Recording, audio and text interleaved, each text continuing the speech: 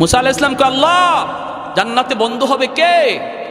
আল্লাহ কয় বাজারে যাও, গিয়া দেখো গোশত বেচে কসাই, এই কসাই হলো জান্নাতে তোমার বন্ধু। সুবহানাল্লাহ কইতেন না? জলিলুল কদর পয়গম্বর মুসা কালিমুল্লাহ 3000 বার যিনি জমিনে বৈশা আল্লাহর সাথে কথা বলছেন, সেই মুসা নবী কয় আল্লাহ জান্নাতে বন্ধুকে হবে, সাথীকে হবে? আল্লাহ বলে বাজারের কসাই। মুসা নবী রওনা দিয়া দিছেন ওই কসাইকে দেখার জন্য। সুরত নবীর সুরত চিনে না, মুসা নবীর সে কোনোদিন দেখে নাই। মুসা নবী আল্লাহর কাছ থেকে ঠিকানা লয়ে এলিছে, আল্লাহ কোন বাজারের কোন কসাই, অমুক বাজার অমুক কসাই। তিনি চলে আসছেন কসাইয়ের কাছে, সাধারণ মানুষের বেশ ধরে বলতেছেন ভাইয়া আজ আমি আপনার বাড়ি মেহমান হতে চাই, আমাকে নেবেন? কয় ঠিক আছে, অসুবিধা নেই, চলেন, এটা তো আমার খুশনসিব। কারো বাড়িতে যদি মেহমান যায় তাহলে মনে রাখবেন, মুসা নবী একদিন জিজ্ঞেস করেছিলেন আল্লাহ তুমি যদি কারো উপরে খুশি হও তখন তুমি তার উপরে যে খুশি এটার আলামত কি? আল্লাহ বলে তার বাড়িতে আমি মেহমান পাঠাই। আরো আস্তে কোন সুবহানাল্লাহ। আল্লাহ তুমি কারো উপরে খুশি এর আলামত কি, এর লক্ষণ কি? আল্লাহ বলে আমি তার বাড়িতে মেহমান পাঠাই। যার বাড়িতে মেহমান পাঠাই বুঝবা আমি আল্লাহ তারে ভালোবাসি, আমি তার উপরে খুশি। জানতেন কথা নয়, মেহমানদারি করা। এজন্য মেহমান আসলে মন খারাপ করবেন না। মেহমান বরকত লয়ে আসে, রহমত লয়ে আসে। মেহমানের কদর করা। মান আরাদা আইয়াবসুতার রিজকা ফালইউকরিম দাইফা। নবী বলেন তুমি যদি তোমার রিজিকের মধ্যে বরকত চাও, রিজিকের মধ্যে প্রশস্ততা চাও, তুমি যদি আরো বেশি রিজিক চাও, মেহমানের কদর করো, বেশি বেশি মেহমানদারি করো, আল্লাহ রিজিক বাড়ায় দিবে। সুবহানাল্লাহ জোরে কোন। আর আমরা মেহমান আসলে পরে মাঝে মাঝে মন খারাপ করি, ঠিক না? তবে আলহামদুলিল্লাহ গরিবের বাড়িতে মেহমান গেলে পরে গরিব কষ্ট পায় না, গরিব খুশি হয়। গরিবের বাড়ি ধনী লোক গেলে পরে গরিব খুব খুশি হয়, কিন্তু ধনীর বাড়িতে গরিব গেলে ধনী মন খারাপ করে। কথাটা মনে হয় ঠিক বললাম না নাকি? ঠিক ঠিক। গরিবের বাড়িতে ধনী লোক গেলে গরিব খুব খুশি হয়, হাতির পা পড়ছে, কি খুশি, কি খাওয়াইব কি না। কিন্তু এই গরিব লোকটাই যদি ওই ধনী লোকের বাড়িতে যায় সে মন খারাপ করে। মনে রাখবেন, ভালো করে ইয়াদ রাখবেন, আল্লাহ রাব্বুল আলামিন বলছেন মুসা আমার যে বান্দার উপরে আমি আল্লাহ খুশি এর আলামত হলো আমি তার বাড়িতে মেহমান পাঠাই। মুসা নবী বলেন আমি তোমার বাড়িতে মেহমান হতে চাই। কসাই বলে আসেন হুজুর, আসেন। মুসা আলাইহিস সালাম তার বাড়িতে গেলেন। জয়া মুসা নবী দেখতে পেলেন লোকটা এই যে গোশত, কিছু গোশত নিয়ে পাকাইলো, পাকাইয়া গোশতটা সে একটা প্লেটের মধ্যে লইয়া ঝুপড়ির ভিতরে পালঙের মধ্যে একটা বৃদ্ধা মহিলা শুয়ে রইছে, তারে উঠাইয়া কুলের মধ্যে বসাইয়া গোশতের ঝোলটা খাওয়াইতেছে। আল্লাহু আকবার। একটা মা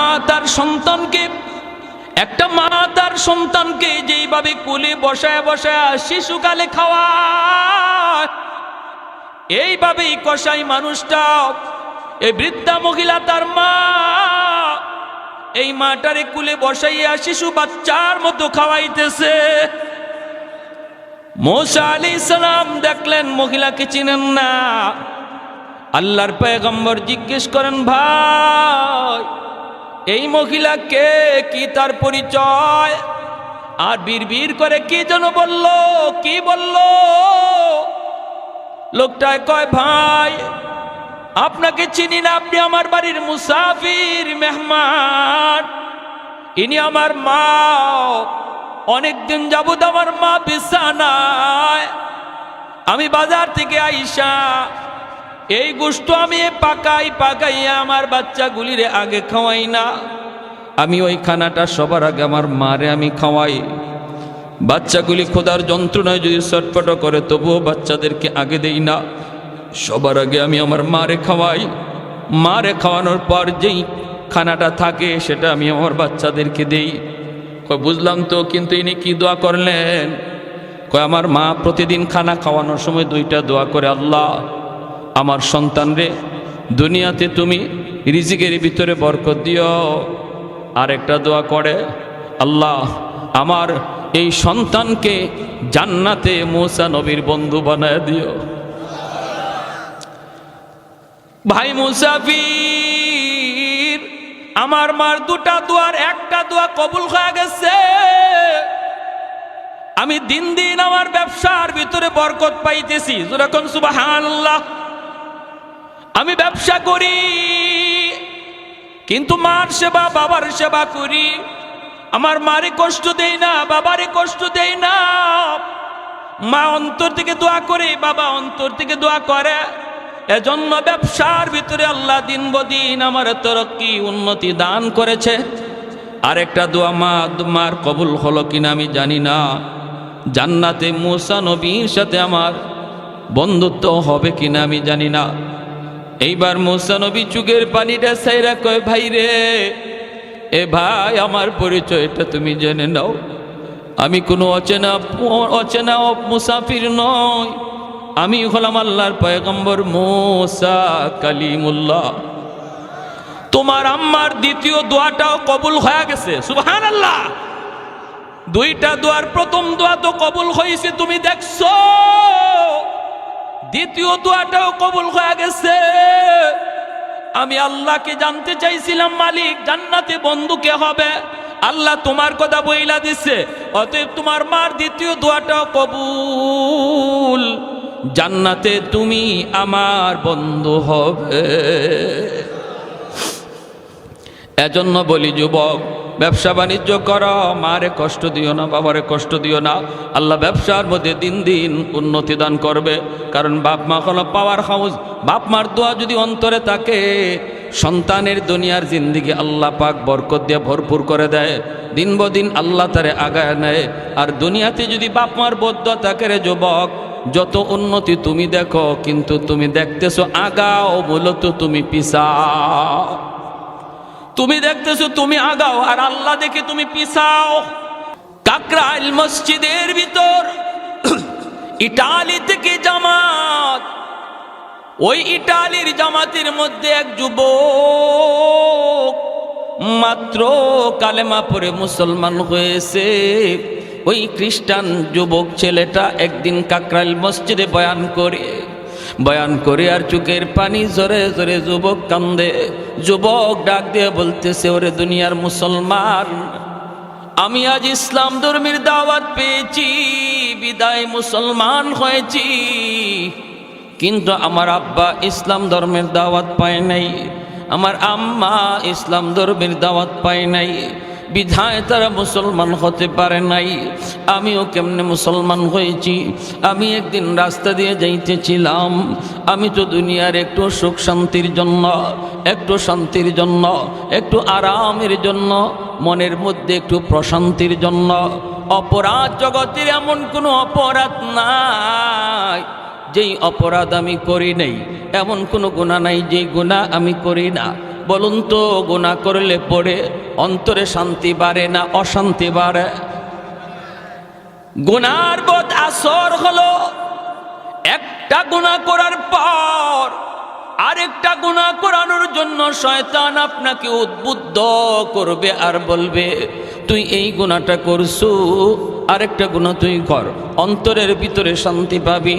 একটা গুনাহ করার পর আরেকটা গুনাহ শয়তান তারে করায় অন্তরে শান্তি মিলার জন্য।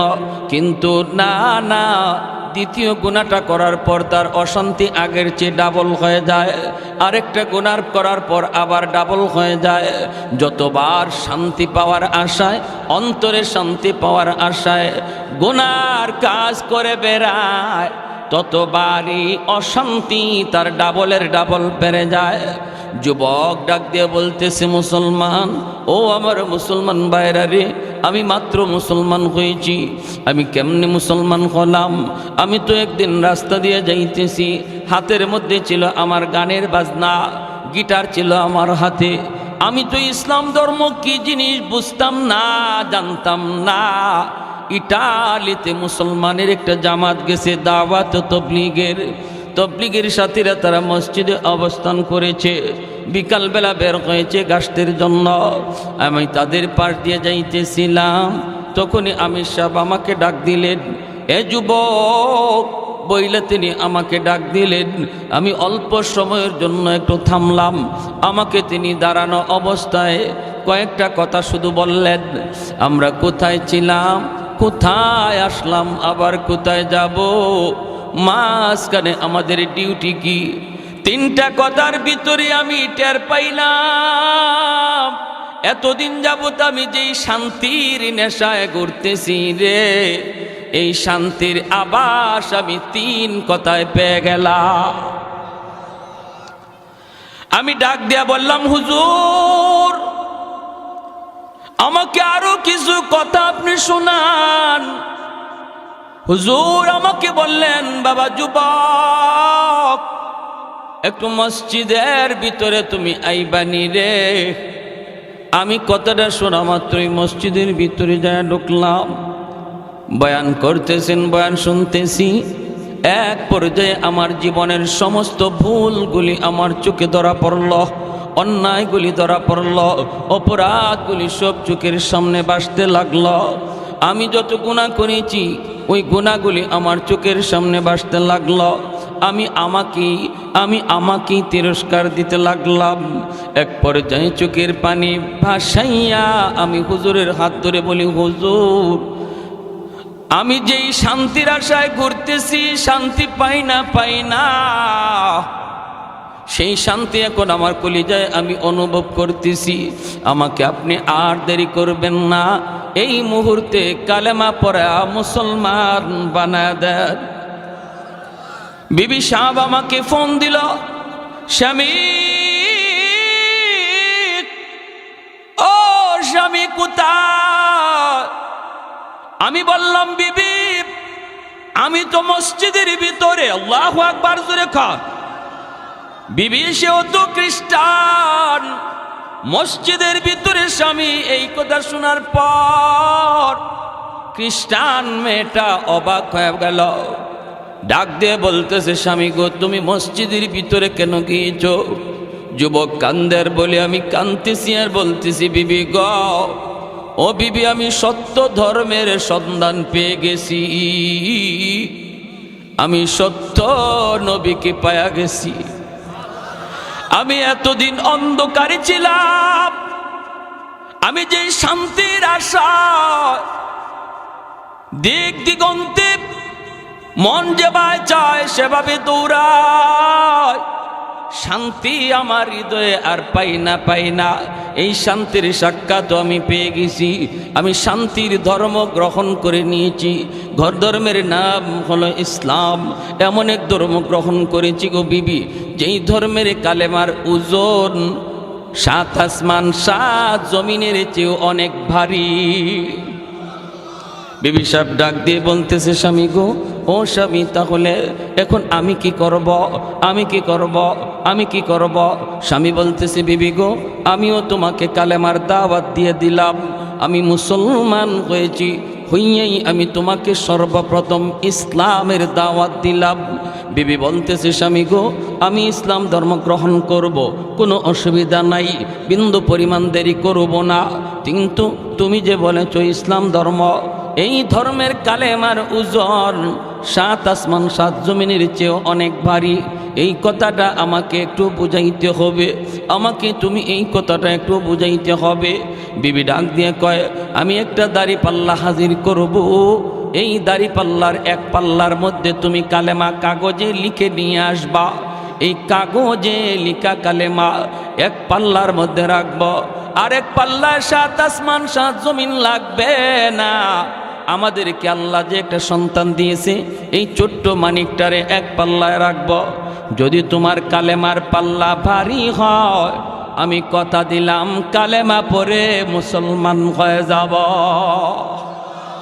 আর একটু জোরে সুবহানাল্লাহ। যুবক আমি সাহেবের কাছে যাইয়া হাত জোর করে কয়, হুজুর আমি তো সর্বপ্রথম কালেমার দাওয়াত আমার স্ত্রীকে দিয়েছি, আমার স্ত্রী সে কালেমা গ্রহণ করবে গো, কিন্তু শর্ত যা আরোপ করেছে এই শর্তের ব্যাপারে আমি কিছু জানি না। হুজুর আপনারা বলেছেন, আমি আপনাদের জবানে শুনেছি, আমার নবীর হাদিস আপনি শোনাইছেন, হাদিসটাই আমি আমার স্ত্রীকে জানায় দিছি, কিন্তু আমার স্ত্রী তো শর্ত লাগায় দিল। সে কালেমা পড়ে মুসলমান হবে, কিন্তু দাড়ি পাল্লার মধ্যে ওজন দিবে। এক পাল্লায় নাকি কালেমার কাগজ, আর এক পাল্লায় আমাদের সন্তান রাখবে।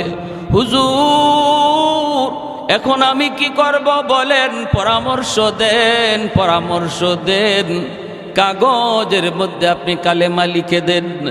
এই কাগজের টুকরা নিয়ে আমি বাড়ি যাব, দাড়ি পাল্লায় ওজন হবে। আমির সাহেব তখন চোখের পানি জড়ায় আল্লাহর কাছে হাত উঠে দিছেন। আমির সাহেব হাত উঠে কই, মালিক তোমার কালেমার ওজন কি পরিমাণ, এইটা তো আমরা বুঝি, ইমানদাররা বুঝি, কিন্তু অমুসলিম যারা তারা কেমন করে বুঝবে গো মালিক? হাসরের ময়দানে অমুসলিমরাও দেখবে কালেমার ওজন কি পরিমাণ। রুবামা ইয়াওয়াদ্দুল্লাযীনা কাফারু লাউ কানু মুসলিমিন। আল্লাহ পাক রব্বুল আলামিন বলেন, হাসরের ময়দানে আবু জাহেল, উতবা, সাহেবা, ফেরাউন, হামান সবাই চোখের পানি জড়ায় জড়ায় কান্দবে আর বলবে, হায় রে যদি দুনিয়াতে কালেমা পড়তাম, যদি আমি দুনিয়াতে কালেমা পড়তাম, আজ আমার গোলাম কালেমার কারণে মুসলমান হইয়া জান্নাতের দিকে যায়, আমি মালিক হইয়া জাহান্নামী হলাম।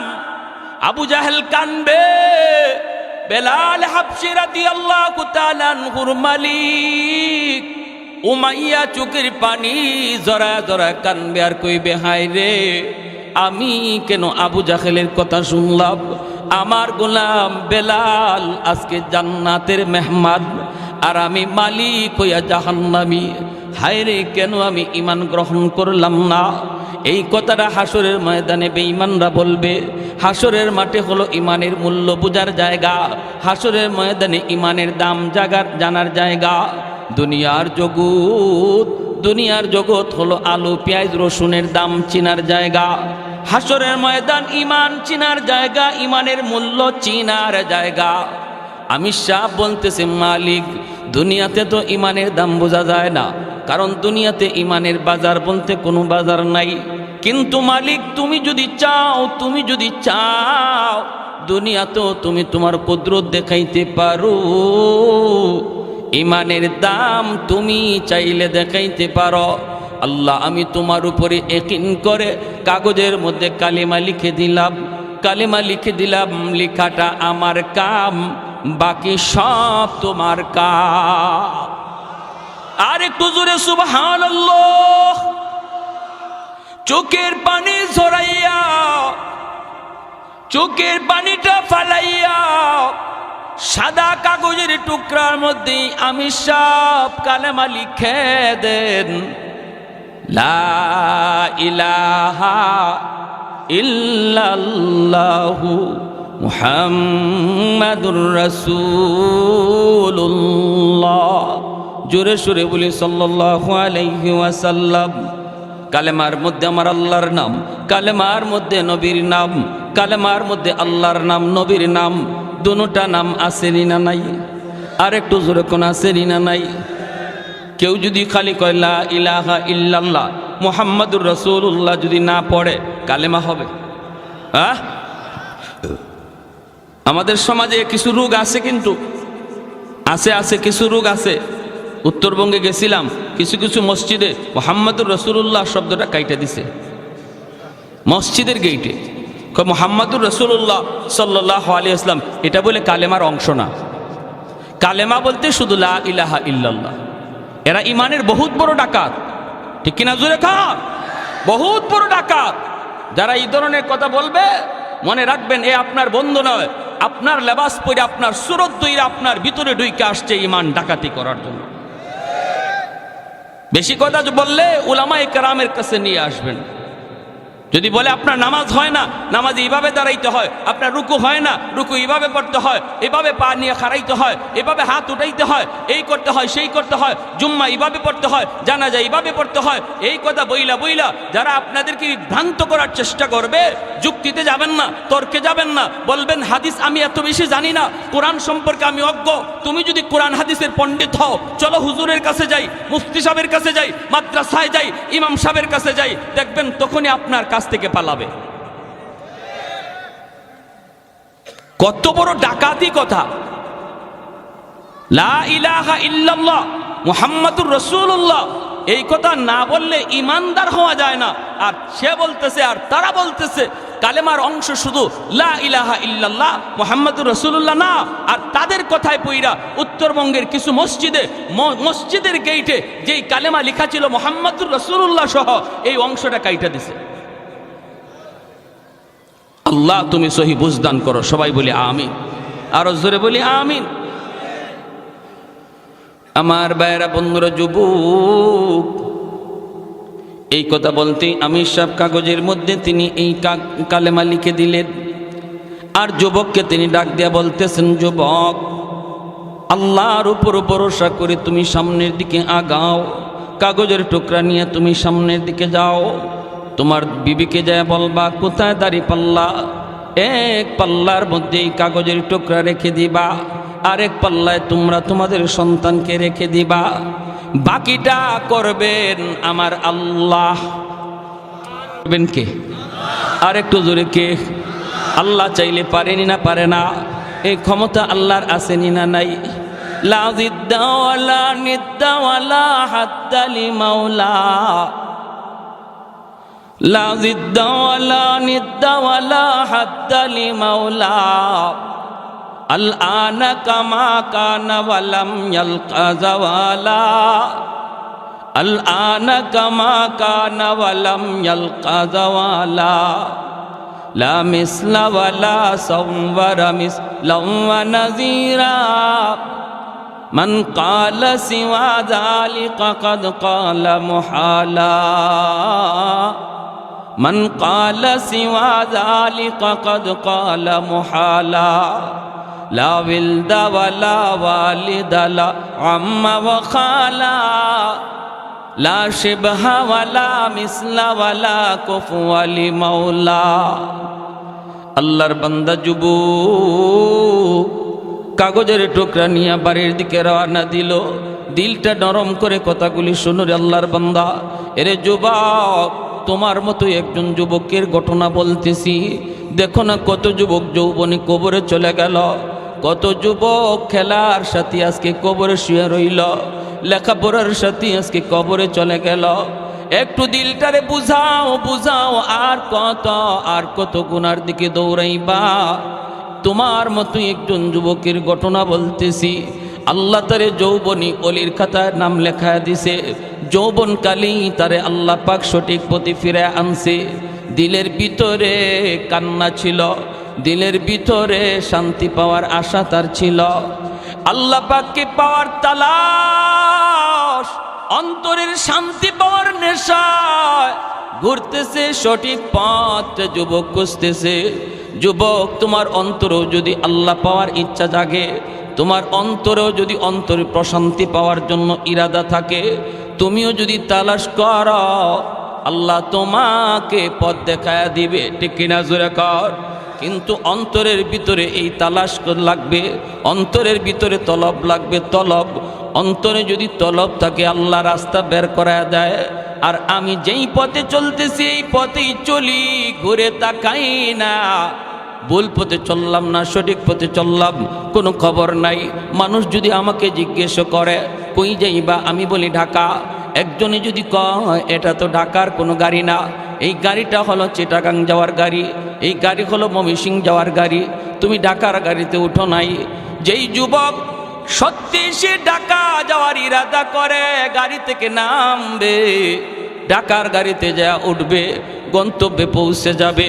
আমাদের সবের বাড়ি হলো জান্নাত, জান্নাতের গাড়িতে উঠার জন্য সবাই চেষ্টা আছি রে ভাই। কিছু ভাইয়েরা জাহান্নামের গাড়িতে উঠে বসা রইছে। আমি আপনি যাই ডাক দিয়া বলতেছি, ভাই এটা জান্নাতে যাওয়ার গাড়ি না, এটা জাহান্নামের গাড়িতে ভুলে উঠে গেছ। কিছু আল্লাহর বান্দা কথাটা শোনার পর গাড়ি থেকে নামে, জান্নাতের গাড়িতে বসে জান্নাতে চলে যায়। আর কিছু মানুষ আছে এমন কয়, না আমি নামবো না, নামবো না, তোমার কথায় আমি নামবো না, আমি কম বুঝি না, আমি ভালো করে বুঝে শুনে গাড়িতে উঠছি, আমাকে বুঝানো লাগবে না। এই বইলে যদি সে গাড়িতে না নামে, গাড়িতেই বসা থাকে, বলুন তো তার ঢাকা যাওয়া হবে নি? আল্লাহর বান্দা, ওই যুবক বাড়ির দিকে রওনা দেয়, চোখ দিয়ে দর দর করে পানি পড়ে, আর যুবক কান্দে আর কয়, মালিক আমি তো তোমাকে চিনছি, তোমার সত্য ধর্মের সন্ধানও পেয়েছি, নবীকেও চিনতে পেরেছি গো মালিক, কিন্তু আমি যাকে নিয়ে সংসার করব, আমার বিবি, তারও আমি জান্নাতি বানাইতে চাই, সে তো ভুল গাড়িতে উঠে বসা আছে। আল্লাহ আমি তারে বোঝানো মাত্রই সে যেন গাড়ি থেকে নামে, আমার মতো জান্নাতের গাড়িতে যেন উঠতে পারে। এই বইলা যুবক কান্না করে করে বাড়িতে রওনা দেয়। কাগজের মধ্যে আমার আল্লাহর নাম, কাগজের মধ্যে আমার আপনার নবীর নাম। এই কালেমার কাগজ নিয়ে বাড়ির দিকে যায়, চোখ দিয়া দর দর করে যুবকের পানি পড়ে। আল্লাহ পাকের কুদরতের খেলা শুরু হয়ে গেছে। আল্লাহ পাক কুদরত দেখায় না, মাঝে মাঝে আল্লাহ দেখায়, ঠিক কিনা? বাড়ির কাছে যে ডাক দেয়, বিবি ও বিবি, কই তোমার দাড়ি পাল্লা, কোথায় আমাদের সন্তান? দাড়ি পাল্লা হাজির করা হয়। বিবি দাড়ি পাল্লা হাজির করে সন্তানটারে কোলে নিয়ে ঘর থেকে বের হয়। যুবকের চোখে পানি, ডাক দিয়ে বলতেছে, বিবি গো কই তোমার দাড়ি পাল্লা, কই? এই যে দাড়ি পাল্লা, বসাও এক পাল্লায় আমাদের সন্তান। বিবি সাহেব ডাক দিয়ে কয়, স্বামী গো কই তোমার কালেমার কাগজ? এত ছোট একটা কালেমার কাগজ পকেট থেকে বের কইরা। যুবক কই, এই কাগজের টুকরাটা আমি এক পাল্লায় রাখব। বিবি মুস্কি মুস্কি হাসি আর কই, স্বামী গো তোমার মাথা বুঝি নষ্ট হয়ে গেল? একটা সাধারণ কাগজের টুকরা এক পাল্লায় থাকবে, আরেক পাল্লায় আমাদের সন্তান, কেমন করে তুমি পাল্লা টান দিতে বলো গো স্বামী? স্বামী তখন চোখের পানি জড়ায় কয়ে, বিবি গো, ও বিবি মনে রাখো, আমি কোনো জানতেন ধর্ম গ্রহণ করি নাই, আমি যেই মালিকের ধর্ম গ্রহণ করেছি তিনি চাইলে সব সম্ভব হয়ে যায়। আমি কাগজের টুকরা এক পাল্লায় রাখলাম, আরেক পাল্লায় সন্তান বসাও। পাল্লা আমি টান দিব না, আমি টান দিব না, রশিদইরা পাল্লা তুমি নিজেই টান দাও। বিবি সাহেব নিজেই পাল্লা টান দেয়, পাল্লা টান দেয়। যেই মাত্র পাল্লাটা টান দিয়ে উপরে উঠেছে, আল্লাহু আকবার, আল্লাহু আকবার। কালেমার কাগজের পাল্লা মাটিতেই বসা, উপরে উঠে না, আর বাচ্চার পাল্লাটা হালকা হইয়া উপরে উঠে যায়। আর একটু জোরে কন্যা সুবহানাল্লাহ, আল্লাহু আকবার। আল্লাহ চাইলে পারেনি না পারে না? এই ক্ষমতা আল্লাহর আছে না নাই? কাদিরে কুদরত দারি বর কামাল, কাদিরে কুদরত দারি বর কামাল, আনতা রব্বি আনতা হাসবি দুল জালাল, আনতা রব্বি আনতা হাসবি দুল জালাল। এজন্য বলতেছি আমার ভাইরা, আল্লাহ পাক রব্বুল আলামিন এই আয়াতের ভিতরে দুইটা পুরস্কারের ওয়াদা করতে যায়। এক নম্বরই তিনি বলেছেন, নির্বেজাল ইমানের মালিক হও, বেজাল্লা ইমান নিয়া কখনো আমি আল্লাহর পুরস্কার পাবা না। এক নাম্বার শর্ত হলো ইমানরে নির্বেজাল বানাও। আল্লাহ যা পারে মানুষ তা পারে না, নবীও তা পারে না, ওলি আল্লাহ তা পারে না, আব্দুল কাদের জিলানিও তা পারে না, আমার খাজা বাবা দয়াল বাবাও আল্লাহর মতো তা পারে না। এমন বিশ্বাস নিয়ে তুমি নামাজ পড়ো, এমন বিশ্বাস নিয়ে তুমি রোজা রাখো, তাহলে তুমি আল্লাহর কাছ থেকে পুরস্কারের মালিক পাইবা। দুই নম্বর শর্ত হলো, আল্লাহ পাক বলেন, মান আমিলা সালিহাম মিন যাকারিন আও উনসা। দুই নম্বর শর্ত আল্লাহ পাক বলেন, এরে বান্দা তুমি যদি খাঁটি মুমিন হও, দুই নম্বর হলো তোমার আমলটারে তুমি আমলে সালেহ বানাও, নেক আমলের অধিকারী হও। শুধুমাত্র আমল নয়, নেক আমলের অংশীদার, নেক আমলওয়ালা তুমি হওয়া লাগবে। আমল যদি নেক আমল বানাইতে হয়, প্রতিটা আমল তখনই নেক আমল হয় যখন নবীর তরিকায় করা হয়। নামাজটা আমার তখনই নেক আমল যখন নামাজ আমার নবীর তরিকা মতো আমি আদায় করব, জিকিরটা তখনই নেকামল হবে যখন জিকিরটা নবীর তরিকা মতো করব। রোজা তখনই নেকামল হবে যখন নবীর তরিকা মতো করব। ভাইয়েরা বন্ধুরা মনে রাখবা, ব্যবসাটাও তোমার আমার জীবনের নেকামল যদি ব্যবসাটাও নবীর তরিকায় করতে পারি। বলুন তো নবীর তরিকায় ব্যবসা করার সিস্টেম কি? নবীর তরিকায় ব্যবসা করার তরিকা হলো ব্যবসায় মিথ্যা কথা বলা যাবে। আর একটু জোরে, 1000 টাকা দিয়া কিনছে মাত্র 700 টাকা দিয়া কাস্টমারের কাছে বিক্রি করব। তখন কয় 1000 টাকা দিয়া কিনছে 700 টাকা দিয়া, 600 টাকা দিয়া 1000 টাকা বলার কারণে ব্যবসাটা হালাল হলো না হারাম? মিথ্যা বলার কারণে ব্যবসা হারাম। অথচ ব্যবসা করা বহুত বড় সুন্নত। আমার নবী নিজে ব্যবসা করেছেন, সমস্ত নবীগণ ব্যবসা করেছেন। ব্যবসার মধ্যে আল্লাহ পাক 60 ভাগ রিজিক আল্লাহ রেখে দিয়েছে। সুবহানাল্লাহ, 60 ভাগ রিজিক আল্লাহ ব্যবসার মধ্যে রাখছে। এজন্য ব্যবসা করা বহুত বড় সুন্নত। আত্তাজিরু সাদুকুল আমিন, নবী বলেন যারা সত্যবাদী ব্যবসায়ী হয়, সততার সাথে যারা ব্যবসা করে, তারা আমি নবীর সাথে জান্নাতে থাকবে। আল্লাহর বান্দা মিথ্যা কথা বলে না, মাপে কম দেয় না, বেজাল জিনিসকে ভালো জিনিস বইলা বিক্রি করে না। মালের ভিতরে যদি কোনো বেজাল থাকে, বেজালটা দেখায় বেছে, এই যে দেখেন আমার মালে এই ত্রুটি আছে, এই দোষ আছে, এজন্য আমার মালের দাম এত, এই কথাটা বইলা যখন আল্লাহর বান্দা ব্যবসাটা করলো, ফজর থেকে নিয়ে জোহর পর্যন্ত এই তরিকায় ব্যবসা করে, আসরের জোহরের আজান হলে পরে আবার মসজিদে চলে যায়। নবী বলেন, উম্মতের দল, ফজর থেকে জোহর পর্যন্ত তুমি ব্যবসা করলা আমি নবীর সুন্নাত তরিকায়, আর অক্ত মতো তুমি নামাজ পড়ে নিলা, তোমার এই টাইমটা আল্লাহ পাক খালি রাখে না। একটা লোক মসজিদে বইসা এত সময় জিকির করলে যেই সব হইতো, তুমি ব্যবসা করার দ্বারা আল্লাহ এই পরিমাণ সওয়াব আমল নামায় দান করে। মাপে কম দেয় না, মিথ্যা কথা বলে না, খারাপ জিনিসে ভালো জিনিস কয়ে বেছে না, ভালোটারে ভালো কয়, খারাপটারে খারাপ কয়, আজান হলে মসজিদে যায়। এই লোক যতক্ষণ পর্যন্ত ব্যবসা করবে ততক্ষণ পর্যন্ত নফল নামাজ পড়লে যেই সওয়াব হইতো আল্লাহ তার আমল নামায় দান করে। তাহলে ব্যবসায়ীদের জন্য আল্লাহর ওলি হওয়া বড় সহজ, ঠিক কিনা জোরে বলেন? আল্লাহর ওলি হওয়া বড় সহজ। আল্লাহর যেই বান্দা ব্যবসা করা অবস্থায় সে কখনো মিথ্যা বলবে না, নামাজের টাইমে নামাজ পড়বে, কাস্টমার আইসে আজান হয়ে গেছে, এরপরও সে কাস্টমারকে বলতেছে, ভাই রে এখন আমি মাল বেচবো না, এখন আমি মাপবো না, আজান হয়ে গেছে মসজিদের দিকে যাব, শাটারটা বন্ধ করে মসজিদের দিকে রওনা দিয়েছে। অনেক সময় ইবলিস শয়তান আজান হলে পরে আপনার দোকানে কাস্টমার পাঠায় দিবে, ইবলিস নিজেই মানুষের সুরত ধরে আসবে আপনার মসজিদের জামাত তরক করানোর জন্য।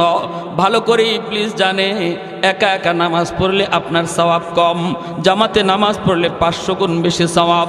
ইবলিস এই কথাটা জানে বিদায় মানুষের সুরত ধরে আসবে আপনার জামাত তরক করানোর জন্য। আপনি যদি এই কথার উপরে অটল থাকেন, যত কাস্টমার আসুক আজান হলে আমি ব্যবসা করব না, আপনি চলে যাবেন নামাজি, পুরা টাইম হলো নফল বন্দেগীর সওয়াব। নামাজ পড়ে আসলে পরে আল্লাহ পাক এতটুকু সময়ের ভিতরে যতটুকু ব্যবসা আপনি করতে পারতেন রে আল্লাহর গোলাম, নামাজ পড়ে আসার পরে আল্লাহ এতটুকু বরকত আল্লাহ দিয়া দিবে। ভাইরা আমার, এজন্য বলুন ব্যবসা আমরা সত্য কথা বইলা করব না মিথ্যা? সত্য কথা বলবো না মিথ্যা?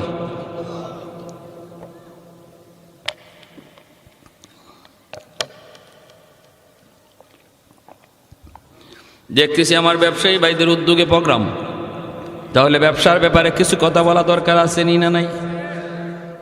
সাবধান, ব্যাংক থেকে লোন নিয়ে কোনো ব্যবসা করা যাবে? আওয়াজ আসতে হইছে, বোঝা যায় ও সমস্যা আছে। ব্যাংক থেকে টাকা নিয়ে সুদে টাকা নিয়ে ব্যবসা করলেন, গোড়াতেই গন্ডগোল, ঠিক না? পরে যে আপনি কি করবেন এটা হিসাব ছাড়া, পরে যে আপনি কই পর্যন্ত দৌড় দিবেন আপনার ধরাও যাবে না, কারণ গোড়াতেই গন্ডগোল লাগাই দিছেন। গোড়াতে আপনি সুদে টাকা আনছেন, ঠিক কিনা? সুদে টাকা এনে ব্যবসা করতেছেন, অতএব আপনার কাছে হালাল হারাম বলতে কিছু থাকবে না, মিথ্যা সত্য বলতে আপনি কিছু বুঝবেন না। যা পাইবেন তা ধরবেন, যা পাইবেন তা খাইবেন, খাইতে পারেন। হারাম টাকা দিয়ে আপনি সন্তান লালন পালন করবেন, হারাম টাকা দিয়ে আপনি বিবিরে পালবেন, হারাম টাকা দিয়ে আপনি ঘরের মানুষকে খাওয়াবেন। খাইব সবে, কিন্তু হিসাব লইব আল্লাহ আপনার কাছ থেকে একা, ঠিক কিনা? ঠিক কিনা? ভাত রান্না হলো রে যুবক, এক ড্যাগ ব্যাগ ভাত রান্না হলো, এই ড্যাগের পুরা ভাত কিন্তু আপনি একা খান না। এই ড্যাগের ভাতগুলি আপনি খান 2 প্লেট, আপনার স্ত্রী খায় 2 প্লেট, স্বামী আপনার সন্তানে খায় 3 প্লেট, মা খায়, বাবা খায়, বোনে খায়, ভাই খায়, প্রতিবেশী খায়, আত্মীয় স্বজন খায়, সবাই খাইয়া পাতিলের ভাত শেষ করলো। কিন্তু হাসরের ময়দানে আল্লাহ বলবে, বান্দা আয়, 100 প্লেট ভাতের হিসাব তুই দিবি। তুমি যখন বলবা মালিক আমি তো 100 প্লেট ভাত আমি খাই নাই, আমি তো মাত্র 2 প্লেট ভাত খাইছি, বাকিরা তো ওরা খাইছে, আল্লাহ বলবেন ওদের হিসাব নাই, কারণ তুমি হারাম ঢুকাইছো, এজন্য পুরা পাতিলের ভাতের হিসাব তুমি দিবা। খাইব সবে, হিসাব দিব আমি একা, এটা জানার পরেও যে হারাম ঘরে ঢুকায় সে বুদ্ধিমান না বোকা? আর একটু জোরে কোন। সবাই খাইলো, হিসাব দিব আমি একা।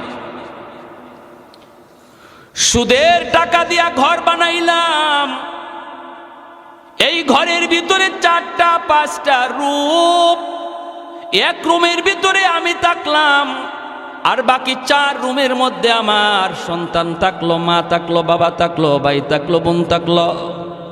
আল্লাহ পাক রব্বুল আলামিন এই 5টা রুমের হিসাব আপনার কাছ থেকে একা নিব। যারা ছিল এরা ফাও ছিল, এদের কোনো হিসাব নাই, হিসাব দিবে তুমি একা। এজন্যই তো এক বড় ভাইকে ছোট ভাই বলতেছে, ভাইয়া সাবধান, ভাইয়া তুমি সুদের ব্যবসা কইরো না, সুদে টাকা আইনো না, সুদখোরের কাছে তুমি যাইও না, অল্প হলেও তুমি এর উপরে সবর করো, আল্লাহ বরকত দিয়ে দিবে। বড় ভাই কই চুপ থাক, তুই মাদ্রাসায় গেছো মাত্র, এখনই পণ্ডিতি কইরো না, এখনো কিন্তু বড় হুজুর হও নাই, চুপ কর, তুই বেশি কথা বলবি না।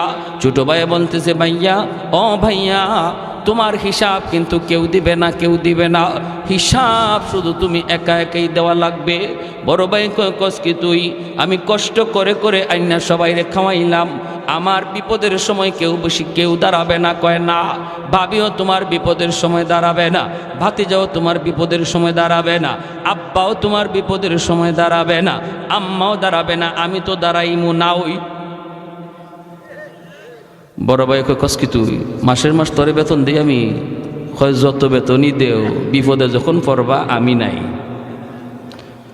বড় ভাই কস কি, আমার বউ? বলে বউ না। কয় দূর হর, আমি এত কষ্ট করে ফালতেছি, আমার বিপদে দাঁড়াইব না। কত দুনিয়াতে পরীক্ষা করবা? বড় ভাই কয় পরীক্ষা কেমনে করবি? কয় দুনিয়াতেই তুমি বিপদে পড়ে দেখো তোমার পাশে কে দাঁড়ায়। কয় কেমনে বুঝবো? কয় তুমি মরা মানুষের বান ধইরা বিছানায় পড়ে যাইও, বাকিটা শুধু খালি শুনবা কে কি কয়। আচ্ছা ঠিক আছে। বড় ভাইরে ছোট ভাই নিয়ে যাইতেছে, বট গাছের তলে যাওয়া মাত্রই বড় ভাই পড়ে গেছে। ছোট ভাই বড় ভাইরে লাশ বানায়া বাড়িতে আইনা কান্না শুরু করছে, আব্বা ও ভাবি ও মা, কি রে কি হয়েছে? কই ভাইয়া মইরা গেছে। কেমনে? কয় জানি না, বট গাছের তলে যাওয়া মাত্রই দেখা যায় ভাইয়া মাটিতে পড়ে গেছে। ও আব্বা গো কয়ে ছোট ভাই কাঁদতেছে, বড় ভাই মরা গেছে। ভাবি আইসা স্বামীর লাশের পাশে আইসা ভাবি কাঁদতেছে, এইভাবে তার বাতি যাওয়ায় কাঁদতেছে। সবাই তো কান্দে, বাবাও কান্দে, মাও কান্দে। ওই অবস্থায় সে বলতেছে, আব্বা একটু সময় আমাকে দিবানি? কেন? কয় আমি একটু হুজুরের কাছে যাব, মুফতি সাহেবের কাছে, জিন হুজুরের কাছে যাব, যাইয়া হুজুরের কাছে একটু পানি ভরা নিয়ে আসব। আমার মনে হয় ভাইয়ার দম আটকে আছে, এটা মনে হয় কোনো জিন্নাতের কারসাজি। কারণ বট গাছের তলে ঘটনাটা ঘটছে, আমি একটু পানি ফোড়া নিয়ে আসি, একটা ফু নিয়ে আসি। বাবাই কইতা বাবা তাড়াতাড়ি যা। ছোট ভাই দৌড় দিছে মাদ্রাসায়। কি আর মাদ্রাসায়, হ্যাঁ তো নিজেই বড় হুজুর। ঘটনা তো হেই ঘটাইছে। কিছু দূর যাইয়াই ফেরত আইছে, আয়া কয় আব্বা ফু পায়া গেছি। মুফতি সাহেব হুজুরে এমন এক ফু আমাকে শিখাইয়া দিছে, এমন এক তাবিজ শিখাইয়া দিছে, এমন এক সূরা শিখাইয়া দিছে, আমি খালি বাইয়ারে ফু দিমু আর সাথে সাথে বাইয়া জিতা হয়ে যাব। ফু দেওয়া মাত্রই বাইয়া জিন্দা হয়ে যাবে, জিন্দা, কোনো টেনশন নাই। মুফতি সাহেব কয়ে দিছে। বাবা কইতে তাড়াতাড়ি ফু দে। ছোট ভাই কয় আব্বা ফু দিমু, তবে ফু দেওয়ার আগে একটা শর্ত কয়া দিছে হুজুরে। কয় কি শর্ত? কয় হুজুর বলছে এই ফুটা ভাইয়ারে দেওয়া মাত্রই ভাইয়া জিন্দা হয়ে দাঁড়ায় যাবে, কিন্তু ভাইয়ার গায়ে ফু দেওয়ার আগে একজন জীবিত মানুষের গায়ে ফু দেওয়া লাগবে। আর জীবিত মানুষটা ফু খাইয়া জীবিত থাকতে পারে, মারাও যাইতে পারে। এরপরে যদি ভাইয়ারে ফু দেই ভাইয়া 100% জিন্দা হবে, বিন্দু পরিমাণ সন্দেহ নাই। ও আব্বা, আমার ভাইয়া এত কষ্ট করে সংসার চালাইল, রক্ত পানি কইরা হালাল হারাম না বুঝা কত কিছু কইরা তোমাদেরকে খাওয়াইতেছে, পালতেছে ভাইয়ারে জিন্দা করার জন্য। বাবা গ, তোমার শরীরে ফুটা আমি দিমুনি, তোমার গায়ে আমি ফুটা দিমুনি। তুমি ফু খাইয়া বাঁচতেও পারো, জীবিত থাকতে পারো, তবে জীবিত থাকাটার সম্ভাবনাই বেশি, মারা যাওয়ার সম্ভাবনা খুব কম। ভাইয়ারে বাঁচাইতে আব্বা তোমার গায়ে ফুটা আমি দিমুনি। এমনি বাপে কয় রাখ। হের বউরে ডাক দে, বুঝছেন অবস্থা কি কয়? কয় রাখ। ছোট ভাই আব্বা তুমি যে মরে যাইবা এটা কিন্তু 100% না, সম্ভাবনা আছে, তবে বাইয়া যে জিতা হইব এটা 100%। আব্বা বাইয়ার লাগে কি তুমি এই রিক্সটা লইবা না? কয় রাখ রাখ। এর বউরে ডাক দে, আমি রিক্সে যেতে রাজি না। বাপে কি কয়? আমি রিক্সে যাইতে রাজি না, বউরে ডাক দে। হ্যাঁ কানে কানে বাই মরানা জিতা, জোরে কোন না, মরানা জিতা। বাপে যে কইছে আমি রিক্স লইতে রাজি না, এই কথা ভাইয়া শুনছেনি? হ্যাঁ, কানে কানে গিয়া কয় ভাইয়া শূন্য, খালি শুন ভাই তুমি। আর হেওয়া আস্তে আস্তে কয় তুই দেখিস ফাঁকে দেনি কেউ আবার গরম পানি ডালে। কয় না না, এই চিন্তা কইর না তুমি, আমি আছি, হয়তো খেয়াল রাখে, আমি সব শুনতেছি। বাবি ডাক দিছে, ও বাবি ভাইয়া ভালো হইব। মুফতি সাহেব হুজুর একটা ফু শিখায় দিছে, যদি ফুটা দেই ভাইয়া সরাসরি ভালো হয়ে যাবে, জিতা হয়ে যাবে, আর মরা থাকবে না। কিন্তু বাবি গ, একটা শর্ত আছে গো বাবি, এই ফুটা কিন্তু একজন জীবিত মানুষের গায়ে দেওয়া লাগে। জীবিত মানুষ ফুটা খাইয়া মরতেও পারে, জীবিতও থাকতে পারে, তবে মরবার সম্ভাবনা কম, জীবিত থাকার সম্ভাবনাই বেশি। আব্বারে বলছিলাম ভাইয়ারে জীবিত করার জন্য ফুটা গায়ে দিমুনি, বাবা রাজি হয় নাই, তোমাকে ডাক দিতে বলছে। ও বাবি কত আদর করলো আমার ভাইয়ে গো, ঈদে ঈদে তোমারে শাড়ি কিনা দিল, যখন যা চাইছো তোমারে তা কিনা দেয়, কত স্বর্ণ কত অলংকার কত কিছু করলো, যা আবদার রাখছো সব ভাইয়া তোমারে কিনা দিছে গো বাবি। এই ভাইয়ার জন্য তুমি কি একটু রিক্স লইবানি? তোমার গায়ে আমি একটা ফু দিমুনি, তুমি যে মরবা এটা শিওর না, জীবিত থাকাটার সম্ভাবনাই বেশি। যেই মাত্র ভাবিনে কইছে ভাবি তোমার গায়ে ফু দিমুনি, এমনি ভাবি কয় রাখ, যেখানে আসো সেখানেই থাক, যে মরছে হে ওই মরুক। বুঝছেন অবস্থা? আর মরা বেটায় মনে মনে কয় খারা আমি জিতা হইয়া লই, আমি জিতা হইয়া লই, মরা বেটা ওই মরুক, বুঝাই মো। খানে খানে গিয়া কয় ভাইয়া শুনছনি? কয় শুনছি সব। বাতিজা মেট্রিক পরীক্ষার সময় মোটর সাইকেল চাইছো, ভাইয়া মোটর সাইকেল কিনা দিছে, আইএ পাস করলে তোমাকে প্রাইভেট কার কিনা দিবে, শর্ত লাগাইছে। কত কিছু তোমারে দিছে, মোবাইল চাইছো মোবাইল, টাচ মোবাইল চাইছো টাচ মোবাইল, মোটরসাইকেল চাইছো মোটরসাইকেল, কত কিছু তোমার আব্বাই তোমারে দিছে রে ভাতিজা। এই বাবার জন্য তুমি একটু রিস্ক লইবানি। তোমার মায় তো রিস্ক লয় না, তোমার দাদা লয় না, তুমি একটু রিস্ক লইবানি।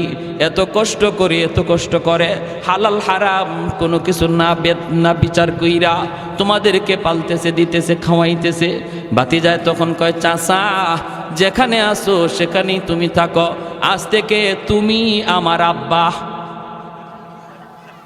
নাও তখন চাচারই আব্বা ডাকে।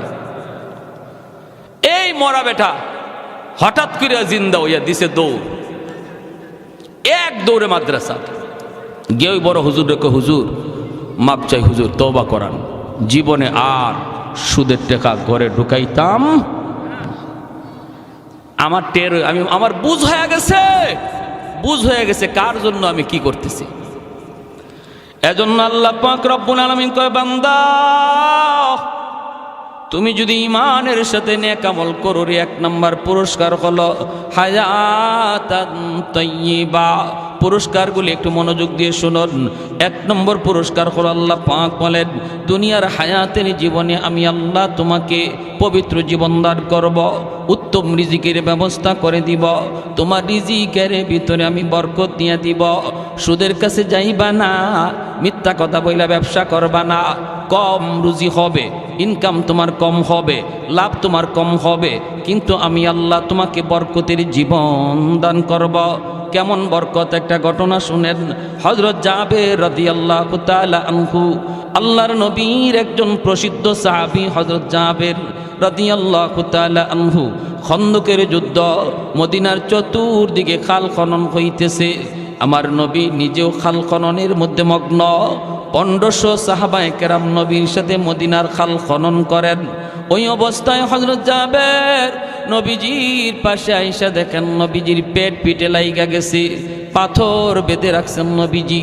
সোজা হইয়া আমার আপনার নবী দাঁড়াইতে পারেন না, আল্লাহর নবী সোজা হইয়া দাঁড়াইতে পারেন না। পেটের খোদায় জাবের জিজ্ঞেস করেন, নবী গো, ওগো নবী সোজা হইয়া দাঁড়ান না কেন? নবী বলেন, জাবের আজ 3 দিন হয়ে যায় নবীর পেটে কিছু নাই, আমি ক্ষুধার্ত, পেটে পাথর বেঁধে রেখেছি রে জাবের, এজন্য আমি সোজা হইয়া দাঁড়াই না। সোজা হইয়া দাঁড়াইলে পাথরটা খুলে পড়ে যায়। জাবের এক দৌড়ে বাড়ি চলে গেলেন, যাইয়া বিবিকে বলতেছেন, বিবি ও বিবি, ঘরে কিছু আসেনি? আমার নবী রহমতের নবী পেটের মধ্যে পাথর বেঁধে রেখেছেন, আমার ঘরে যদি খানা থাকে গো বিবি, আর নবীর পেটে যদি পাথর থাকে জবাব দিতে পারবো না, মালিকের দরবারে জবাব দিতে পারবো না। যেই নবী রহমতের নবী, যেই নবীর উসিলায় আল্লাহ পাক তোমারে আমারে খাওয়াইতেছে, এই নবী যদি না খায়া থাকে আর তুমি আমি খাই, জবাব দিতে পারবো না। বিবি গো বলো না ঘরে কিছু আসেনি? বিবি তখনই ডাক দিয়া কয়, স্বামী গো, অল্প কিছু রুটি আর অল্প কিছু গোশত আছে, 4-5 জন মানুষ খাইতে পারবে। তুমি আল্লাহর নবীকে যা দাওয়াত দাও, দুপুর বেলা নবী যেন আমাদের বাড়িতে দাওয়াত রাখেন। জাবের দৌড় দিয়া নবীজির কাছে চলে গেলেন, যায়া নবীকে ডাক দিয়ে বলতেছে, ইয়া রাসূলুল্লাহ, আজ দুপুর বেলা জাবেরের বাড়িতে আপনার দাওয়াত। দিনের নবী, মায়ার নবী একা একা দাওয়াত খাইতে যাইতে পারেন না। আমার নবী দরদি নবী, উম্মতের দরদি নবী। হঠাৎ করে নবী উঁচা একটা পাথরের উপরে ওইটা নবী এলান দেওয়া শুরু করলেন, সাহাবীরা রে, যে যেখানে কাজের ভিতরে মগ্ন, আর তোমরা সামনে কাজ বাড়ায়ও না, একটা এলান আমার শোনো, তোমাদের ভাই জাবের আজ দুপুর বেলা তোমাদেরকে দাওয়াত করেছি। অথচ জাবের দাওয়াত দিছেন নবীকে একা, আর সাহাবী সংখ্যা হলো 1500, খানা আছে মাত্র 4 জন 5 জনের খানা, নবী দাওয়াত দিয়া দিছেন 1500। জাবেরের চোখগুলা বড় বড় হয়ে গেল, টেনশনে পড়ে গেলেন। স্বাভাবিকভাবেই তো টেনশনে পড়ার কথা। আমি দাওয়াত খাওয়াবো 4 জন 5 জন, যদি খবর পাই আসতেছে 1000, তাহলে দাওয়াত বাড়িওয়ালার অবস্থা কি হবে? বাড়িওয়ালার অবস্থা হবে বাড়ি থেকে বাইকে চলে যাওয়া, ঠিক না? বাড়ি থেকে বাইকে চলে যাওয়া, ঘরে তালা দিয়ে চলে যাবে। আমি খাওয়াবো 4 জন 5 জন, আইতেছে 1000। এখন কি করব? আল্লাহর নবী দাওয়াত দিয়ে দিলেন 1500। জাবেরের চোখগুলা বড় বড় হয়ে গেল। দৌড়ে তিনি বাড়িতে চলে আসলেন। আয়েশা বিবিকে ডাক দিয়ে বলতেছেন, বিবি গো, ও বিবি, সর্বনাশ হয়ে গেছে গো বিবি। তুমি তো আমাকে বলেছিলে নবীকে দাওয়াত দিতাম, আমি তো দাওয়াত দিয়েছি, কিন্তু মায়ার নবী তিনি তো একা একা দাওয়াত খাইতে আসতে পারেন না। নবীজির সাহাবী ছিলেন নবীর সাথে 1500, নবী তো 1500 সাহাবীর দাওয়াত দিয়া দিছি। ও বিবি, এখন বলো কি করি, এখন বলো কি করি? হাই হাই হাই হাই, কত বড় পেরেশানি। কিন্তু হযরত জাবের রাদিয়াল্লাহু তাআলা আনহুর বিবি, তিনি কি পরিমাণ বুদ্ধিমতী নারী ছিলেন দেখেন, কি পরিমাণ ইয়াকিন ছিল তাদের আল্লাহ রসুলের প্রতি। বিবি সাহেব বলতেছে, স্বামী গো, ও স্বামী, টেনশন করো কেন, টেনশন করো কেন? একটা কথার জবাব দাও, নবীকে দাওয়াত দিয়েছে কে? হযরত জাবের বলেন, নবীকে দাওয়াত তো আমি দিয়েছি। বিবি সাহেব বলতেছে, তো 1400 আর 1500 সাহাবীদেরকে দাওয়াত দিয়েছে কে? জাবের বলেন, 1500 সাহাবীকে আমি দেই নাই, দাওয়াত দিয়েছেন মায়ার নবী। এমনি জাবেরের বিবি বলে, তাহলে আল্লাহর কসম কোনো টেনশন আমাদের নাই। নবী যদি নিজের জবানে 1500কে দাওয়াত দিয়া থাকেন, তুমি না দিয়া থাকো, তাহলে আমার নবীর জবানের ইজ্জত আল্লাহ কেমনে রাখবে, এটা আল্লাহ ভালো বুঝবে। কারণ আশিক আর মাশুকের এখানে খেলা শুরু হয়েছে। নবী হলেন আশিক, আল্লাহ হলেন মাশুক। আশিক বলে ফেলছে, এখন আশিকের কথার দাম মাশুক কেমনে রাখবে সেটা তিনি বুঝবে। তোমার আমার টেনশন নাই। সুবহানাল্লাহ, জোরে কোন। কত সুন্দর জবাব, কত সুন্দর বুদ্ধি। মহিলাদেরও বুদ্ধি আছে। আপনাদের ঘরে যে বিবি সাহেবেরও বুদ্ধি আছে। আপনি যদি মনে করেন যে আপনার ম্যাডামের কোনো বুদ্ধি শুদ্ধি নাই, এটা ঠিক হবে না। নবী বলেন, ঘরের সমস্ত কাজ বিবির সাথে পরামর্শ করে করো, এটা নবীর সুন্নত। ঘরের কাজ যদি স্ত্রীর সাথে পরামর্শ করা হয়, আল্লাহ পাক এই কাজের মধ্যে বরকত দেয় এবং বিবি সাহেবের মনটা খুশি হয় যে আমার স্বামী 2-1টা কথা আমাকে জিজ্ঞেস করে, আমার সাথে পরামর্শ করে। সিদ্ধান্ত নেবেন আপনি, যা করবেন আপনি, কিন্তু পরামর্শ নেবেন স্ত্রীর কাছ থেকে। পরামর্শে মাঝে মাঝে স্ত্রী ভালো পরামর্শও দিবে। যদি ভালো পরামর্শ দেয়, এই পরামর্শ মোতাবেক কাজ করবেন। যদি বুঝেন না তার পরামর্শ মতো কাজ করতে পারবেন না, আপনি ভিন্নভাবে কাজ করবেন, করেন, তাও অসুবিধা নাই। কিন্তু পরামর্শ, তার একটা মত নেওয়ার কারণে আল্লাহ আপনার এই কাজের মধ্যে বরকত দিয়ে দিবে। যদিও এই কাজে সফলতা কম ছিল, আল্লাহ স্ত্রীরে পরামর্শ নেওয়ার খাতিরে এই কাজে আল্লাহ পাক আপনার এই কাজের মধ্যে সফলতা দিয়া দিবে। এটা স্ত্রীর সাথে পরামর্শ করার গুণ। প্যারে হাজিরিন, আর বলি কেমনে বলি, আমাদের দেশে মহিলাদের বুদ্ধি নাই। বুদ্ধি না থাকলে দেশ চালায় কে? পুরুষ না মহিলা? আপনাদের এলাকাতে অনেক। আমরা যখন সৌদি গেলাম, তো আমি আল্লাহ পাকের অশেষ দয়া 10, 11, 12 3বার গেলাম। তো একজন আমারে জিজ্ঞেস করে, সৌদির এক শায়েখ, সে আমাকে আরবিতে বলতেছে, এই বাড়ি কোথায়? তো ওদের তো ভাষাই এরকম, এটা তো আপনারা বুঝবেন না। আরবিতে ভাষাটাই, আরবিতে আপনিও নাই তুমিও নাই, সব আনতা, সব এক ক্যাটাগরি। বাড়ি কোথায়? আমি বললাম বাড়ি বাংলাদেশ। বাংলাদেশ? আমারে কয় কি শুনবেন? কয় তোমাদের বাংলাদেশে পুরুষ মানুষ আসেনি? আমি মনে মনে কই, মা এই বেজুইতে বাবা থেকে। আমি বললাম, আমারে কি তোমার বেটি মনে হয়? আমারে মহিলা মনে হয়? আমি যে পুরুষ দেখো না? কয় না, এই জন্য বলি না, এই যে বলতেছি এই জন্য যে তোমাদের পুরুষ কই, মহিলা একজন নামে আরেকজন উঠে, পুরুষ মানুষ কোথায়? প্রশ্ন এটা থাকেনি না? থাকে না? আমরা বলি না, আমরা মন্দ বলবো না, আমরা খারাপও বলবো না, তবে এটুকু বলি যে মহিলাদের বুদ্ধি আছে। দেশও চালাইতেছে আমাদের মহিলায়। আপনার ঘরের ম্যাডাম, তার একটু মূল্যায়ন করবেন, তার একটু দাম দিবেন, তার একটু আদর করবেন, তার একটু কদর করবেন। এটা আমার নবীর বহুত বড় সুন্নত। ও আরিফু হুন্না বিল মারুফ।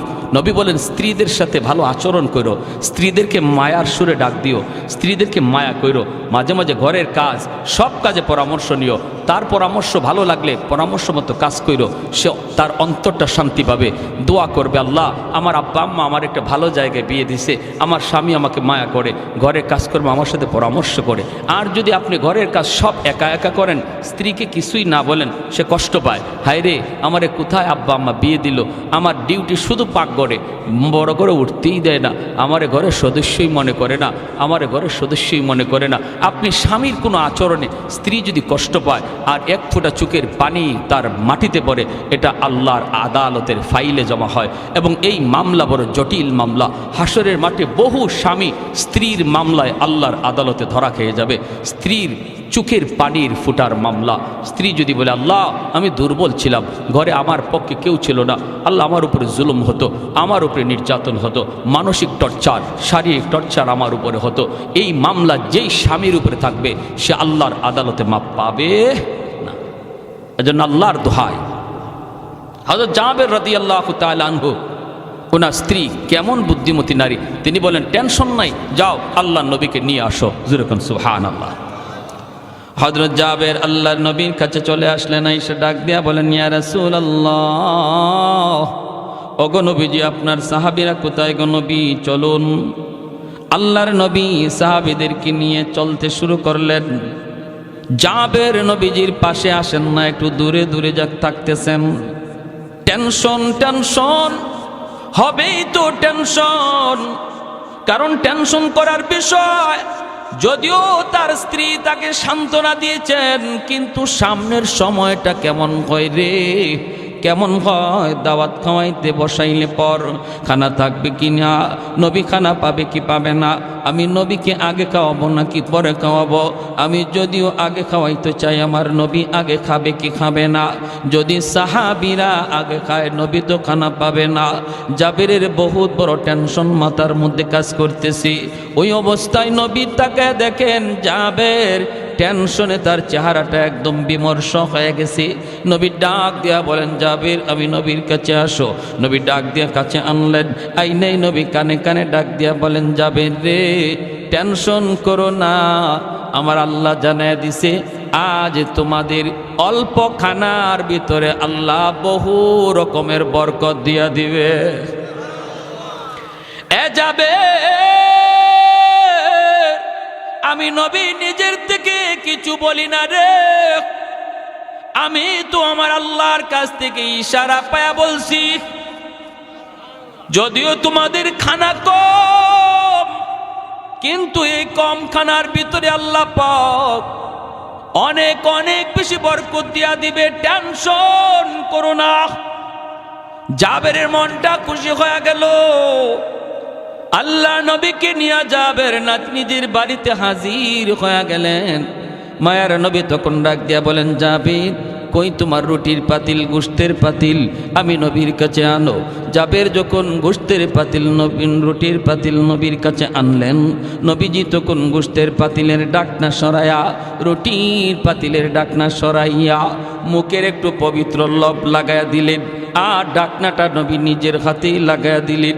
এরপরে নবী ডাক দিয়া বলেন, জাবের ও জাবের, শুধু রুটি নিবা আর নিবা, গোশত শুধু নিবা আর নিবা, কখনো ডাকনা উঠায়া তুমি দেখবা না কি পরিমাণ রুটি আর গোশত এখনো বাকি আছে। একবারও তুমি ডাকনা উঠাইবা না, উঠাইবা না রে জাবের, শুধু তুমি নিবা দেখবা না। এই বইলা জাবের যেই মাত্র নবীকে বললেন, নবী গো আমার আব্বা আম্মা আপনার উপরে কুরবান, আপনি একটু বসেন গো নবী, আপনি প্রথম চান্সে বসে যান, কারণ আমি আপনাকে দাওয়াত খাওয়ানোর জন্য আয়োজন করেছি। ওগো নবীজি আপনি আগে বসুন। কিন্তু মায়ার নবী বলে, জাবের আমাকে নিয়ে তুমি টেনশন করো না, আজ আমি তোমার বাড়ির মেহমান নই, তোমার বাড়ির মেহমান হলো আমার ১৫০০ সাহাবী। আমি হলাম আজকে মেজবান, আমি হলাম তোমার মতো বাড়িওয়ালা। আমি খানা খাওয়াবো আর আমার সাহাবীরা খানা খাবে, সবাই খাওয়ার পর যা থাকবে তুমি আর আমি খাবো। এতে করে জাবের টেনশন কমলো না আরো বাড়লো। কমলো না, বাড়লো আর বাড়লো। হায়রে নবী কি বলে, মাত্র 4 জনের খানা, খানা খাইবে 1,500 সাহাবীরা খানা খাওয়ার পরে যা থাকবে, এরপরে নবী নাকি খানা খাবে। হায় খানা থাকবে কি থাকবে না টেনশন। এই অবস্থায় নবীজি বলেন, যাবে আমার 500 সাহাবীর তুমি বসায় দাও। 500 সাহাবীর বসায় দেওয়া হলো। আল্লাহর নবী তিনি মাসকাট নিয়ে হাঁটেন, আর নবী বলেন, যাবে এই জায়গায় আরো রুটি দাও, এখানে আরো গোশত দাও, এখানে আরো গোশত দাও, আরো রুটি দাও। এইভাবে নবীজি একজন একজন করে দেখেন, আর জাবেরকে বলেন দেওয়ার জন্য। জাবের তিনি দিতেছেন আর নবী দেখতেছেন। এ ভাইরা দেখতে দেখতে দেখতে দেখতে 1500 সাহাবীর খানা শেষ হয়ে গেল। 1500 সাহাবীর 3 বারে 500 কইরা বসানো হলো। একবারও আমার নবী বসেন নাই। জোরে কোন সুবহানাল্লাহ। নবী প্রতিবার ডাক দিয়া বলেন, যাবে সব শেষে আমি খানা খাবো, যা থাকবে তুমি আর আমি খাবো, তুমি আর আমি খাবো, তুমি ডাকনা উঠাও না, শুধু খানা নিতে থাকবা, খানা নিতে থাকবা, নিতে থাকবা। ভাইয়েরা বন্ধুরা, 1,500 সাহাবী খানা খাওয়ার পর জাবের টেনশনে পড়ে গেলেন। হায়রে এখন তো আমি আর নবী বাকি, জানি না পাতিলের মধ্যে গোশত আসেনি না নাই। যদি পাতিলের মধ্যে গোশত না থাকে, আমার নবীর জন্য আমার যে কোনো মূল্যে খানা পাকাইতে হবে। হায়রে জানি না আসেনি না নাই। জাবের মনের মধ্যে আর তিনি ধৈর্য ধরতে পারলেন না, দৌড় দিলেন পাতিলের দিকে দেখার জন্য। গোশতের পাতিলের দিকে দৌড়। নবীজি টের পাইলেন জাবের দৌড়াইতেছে, পাতিলে গোশত আছে না নাই দেখার জন্য।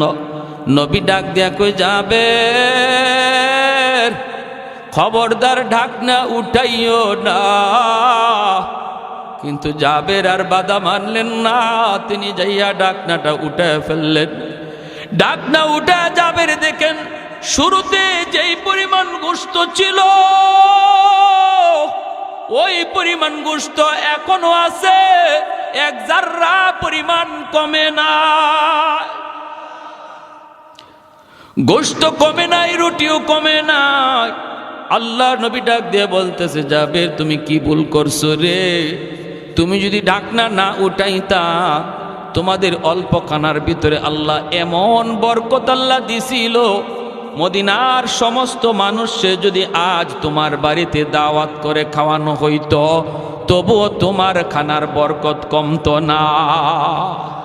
কিসের আর 1,500 আর 2,000, হাজার হাজার মানুষও যদি আজ খাইতো, বরকত কমতো না। এজন্য বলি, বরকত এটা সংজ্ঞা দেয়া বুঝাইবার বিষয় না, এটা ধৈর্য দেখাইবার বিষয় না, এটা বুঝতে হয়। আমার ঘরের ভিতরে বরকত আসবে। এক লোক 50,000 টাকা মাসে কামাই করে, এরপরে ঘরে বরকত নাই, মাস শেষে দেখা যায় ঋণ থাকে। আর একজন ইমাম সাহেব, মসজিদের মুয়াজ্জিন সাহেব, মাদ্রাসার উস্তাদ, 5,000 টাকা বেতন, এরপরও আলহামদুলিল্লাহ মাস শেষে কোনো ঋণ নাই। আসেনি না নাই? জোরে কোন আসেনি না নাই? সমাজের ভিতরে যে মানুষটা হালাল তরিকায় ব্যবসা করবে, ব্যবসার মধ্যে ভেজাল করবে না, আজান হলে মসজিদে যাবে, এরপরে মা বাবার সাথে ভালো আচরণ করবে, আলেম উলামাকে শ্রদ্ধা করবে, আর ওজনে সঠিক ওজন দিবে, সুদের ধারে কাছে যাবে না, সুদখোরের সাথে কোনো সম্পর্কও রাখবে না, এই লোকটা মাস শেষে দেখা যাইতে পারে তার লাভ কম হয়েছে, কিন্তু আল্লাহ পাক এই অল্প লাভের মধ্যে এমন বরকত দিবে, যে বরকত লক্ষ টাকা লাভ কইরাও কেউ পাবে না। বুঝে আসছে ভাই? আহা, সমাজে এমন বহু চিত্র আছে, আমরা দেখি লাখ টাকার উপরে মাসে বেতন পায়, ফ্যাক্টরির মালিক করে, চাকরি করে, কিন্তু মাস শেষে দেখা যায় মুদির দোকানে 10,000 ঋণ পড়ে রয়েছে, মাছের দোকানে 5,000 ঋণ, এমনকি সেলুনওয়ালায়ও তার কাছে টাকা পায়। আসেনি না নাই? মা চুলটা কাটতে চুলের টাকাটা দেয় না সেলুনওয়ালারে, মাস শেষে বেতন পায় 1 লাখ। চারদিকে মানুষে খালি টাকা পায়।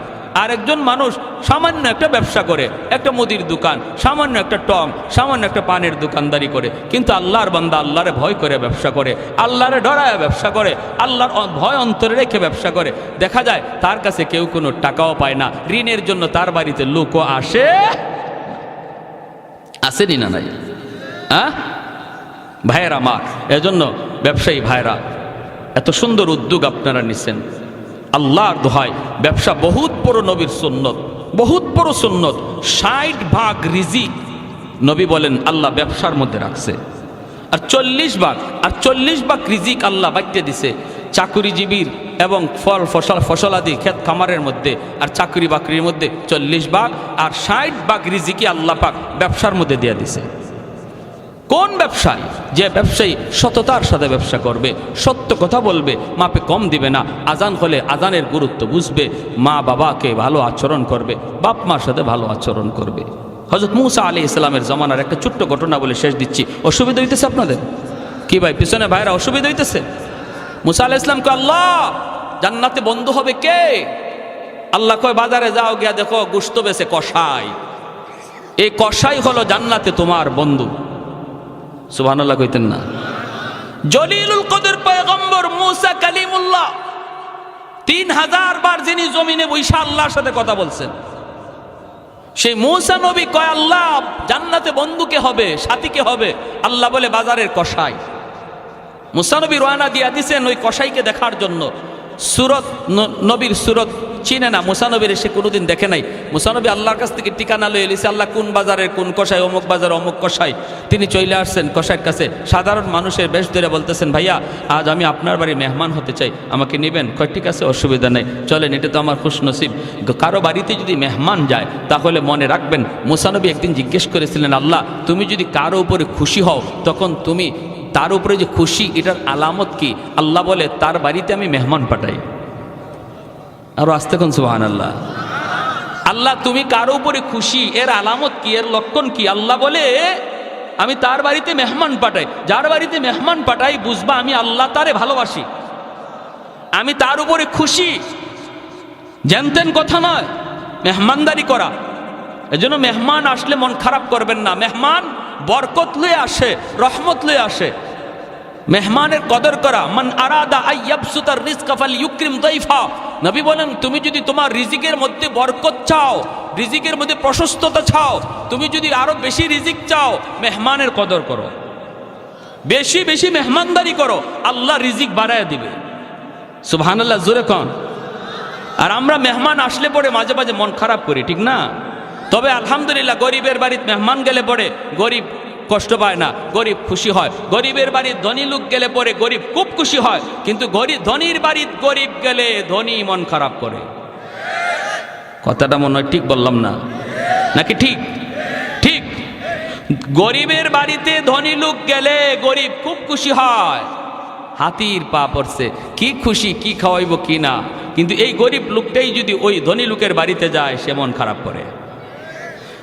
মনে রাখবেন, ভালো করে ইয়াদ রাখবেন, আল্লাহ রাব্বুল আলামিন বলছেন, মুসা আমার যে বান্দার উপরে আমি আল্লাহ খুশি, এর আলামত হলো আমি তার বাড়িতে মেহমান পাঠাই। মুসা নবী বলেন, আমি তোমার বাড়িতে মেহমান হতে চাই। কসাই বলে, আসেন হুজুর, আসেন। মুসা আলাইহিস সালাম তার বাড়িতে গেলেন। জয়া মুসা নবী দেখতে পেলেন লোকটা এই যে গোশত, কিছু গোশত নিয়ে পাকাইল, পাকাইয়া গোশতটা সে একটা প্লেটের মধ্যে লইয়া ঝুপড়ির ভিতরে পালঙের মধ্যে একটা বৃদ্ধা মহিলা শুয়ে রইছে, তারে উঠাইয়া কুলের মধ্যে বসাইয়া গোশতের ঝোলটা খাওয়াইতেছে। আল্লাহু আকবার। একটা মা তার সন্তানকে যেইভাবে কুলে বসায় বসায় শিশুকালে খাওয়ায়, এইভাবেই কসাই মানুষটা, এই বৃদ্ধা মহিলা তার মা, এই মাটারে কুলে বসাইয়া শিশু বাচ্চার মতো খাওয়াইতেছে। মূসা আলাইহিস সালাম দেখলেন মহিলাকে চিনেন না। আল্লাহর পয়গম্বর জিজ্ঞেস করেন, ভাই এই মহিলা কে, কি তার পরিচয়? আর বিড়বিড় করে কি যেন বলল, কি বলল? লোকটায় কয়, ভাই আপনাকে চিনি না, আপনি আমার বাড়ির মুসাফির, মেহমান। ইনি আমার মা, অনেকদিন যাবত আমার মা বিছানায়, আমি বাজার থেকে আইসা এই গোশত আমি পাকাইয়া আমার বাচ্চাগুলিরে আগে খাওয়াই না, আমি ওই খানাটা সবার আগে আমার মারে আমি খাওয়াই। বাচ্চাগুলি খোদার যন্ত্রণায় যদি ছটফট করে তবুও বাচ্চাদেরকে আগে দেই না, সবার আগে আমি আমার মারে খাওয়াই। মারে খাওয়ানোর পর যেই খানাটা থাকে সেটা আমি আমার বাচ্চাদেরকে দেই। কয় বুঝলাম তো, কিন্তু ইনি কি দোয়া করলেন? কয় আমার মা প্রতিদিন খানা খাওয়ানোর সময় দুইটা দোয়া করে, আল্লাহ আমার সন্তানরে দুনিয়াতে তুমি রিজিকের ভিতরে বরকত দিও। আর একটা দোয়া করে, আল্লাহ আমার এই সন্তানকে জান্নাতে মুসা নবীর বন্ধু বানায় দিও। ভাই মুসাফির, আমার মার দুটা দোয়ার একটা দোয়া কবুল হয়ে গেছে। আমি দিন দিন আমার ব্যবসার ভিতরে বরকত পাইতেছি। যেরকম সুবহানাল্লাহ। আমি ব্যবসা করি কিন্তু মার সেবা বাবার সেবা করি। আমার মারে কষ্ট দেই না, বাবারে কষ্ট দেই না। মা অন্তর থেকে দোয়া করে, বাবা অন্তর থেকে দোয়া করে। এজন্য ব্যবসার ভিতরে আল্লাহ দিন বদিন আমার তরক্কি উন্নতি দান করেছে। আরেকটা দোয়া মার কবুল হলো কিনা আমি জানি না। জান্নাতে মুসা নবীর সাথে আমার বন্ধুত্ব হবে কিনা আমি জানি না। এইবার মুসা নবী চুগের পানিটা সাইরা কয়, ভাই রে, এ ভাই আমার পরিচয়টা তুমি জেনে নাও। আমি কোনো অচেনা মুসাফির নয়। আমি হলাম আল্লাহর পয়গম্বর মুসা কালিমুল্লাহ। তোমার আম্মার দ্বিতীয় দোয়াটাও কবুল হয়ে গেছে। সুবহানাল্লাহ। দুইটা দোয়ার প্রথম দোয়া তো কবুল হয়েছে, তুমি দেখছো। দ্বিতীয় দোয়াটাও কবুল হয়ে গেছে। আমি আল্লাহকে জানতে চাইছিলাম, মালিক জান্নাতে বন্ধু কে হবে? আল্লাহ তোমার কথা বইলা দিছে, অতএব তোমার মার দ্বিতীয় দোয়াটাও কবুল। জান্নাতে তুমি আমার বন্ধু হবে। এজন্য বলি যুবক, ব্যবসা বাণিজ্য করো, মারে কষ্ট দিও না, বাবারে কষ্ট দিও না। আল্লাহ ব্যবসার মধ্যে দিন দিন উন্নতি দান করবে। কারণ বাপ মা হলো পাওয়ার হাউস। বাপ মার দোয়া যদি অন্তরে থাকে, সন্তানের দুনিয়ার জিন্দিগি আল্লাহ পাক বরকত দিয়ে ভরপুর করে দেয়। দিন বদিন আল্লাহ তারে আগায় নেয়। আর দুনিয়াতে যদি বাপ মার বদদোয়া থাকে রে যুবক, যত উন্নতি তুমি দেখো, কিন্তু তুমি দেখতেছো আগাও, মূলত তুমি পিছাও। তুমি দেখতেছো তুমি আগাও, আর আল্লাহ দেখে তুমি পিছাও। লেখাপড়ার উন্নতি পাবা না যদি মার দোয়া না থাকে, বাবার দোয়া না থাকে। বাইজিদ বুস্তামি ছোট্ট বালক, মায় পানি চাইছে, পানি লইয়া আসতে আসতে মা ঘুমায় গেছে। শেষ রাত পর্যন্ত মার মাথার পাশে ছোট্ট বালক বাইজিদ মাথার পাশে গ্লাসে পানি নিয়ে দাঁড়ানো। সারা রাত পড়তেছে বাইজিদ, কালকে পরীক্ষা। কিন্তু পড়ালেখা বাদ দিয়া মার মাথার পাশে গ্লাসে পানি নিয়ে বাইজিদ দাঁড়ানো। শেষ সাথে মার ঘুম ভাঙলো, দেখে ছোট্ট বাবু বাইজিদ মাথার পাশে দাঁড়ায় শীতে কাঁপতেছে।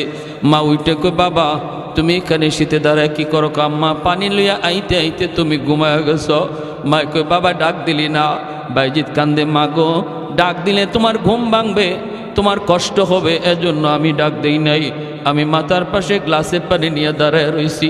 আমার আম্মার যখন নিজের ইচ্ছায় ঘুম ভাঙবে, আবার আমি তারে পানি দেব। সাথে সাথে মা টান দিয়ে বুকে জড়ায় হাত দুইটা বাড়ায় দিছে। আল্লাহ, আমার এত ছোট বাচ্চা এতটা মায়ের খেয়াল রাখলো, আমি মায়ের এতটা খেয়াল রাখলো। আল্লাহ তোমার দরবারে হাত দুইটা বাড়াইছি, আমার বাইজিদরে দেওয়ার মতো আমি মার হাতে কিছুই নাই, আছে শুধু দুইটা হাত। তোমার দরবারে দুইটা হাত বাড়াইলাম। জগতের ওলি বানাইলে আমি মা খুশি না, সমস্ত ওলিদের সর্দার বানায় দিও। সাথে সাথে আল্লাহ কবুল করে নিছে। খালি ওলি না, জগতের সর্দার বানাই দিছে, ওলিদের সর্দার।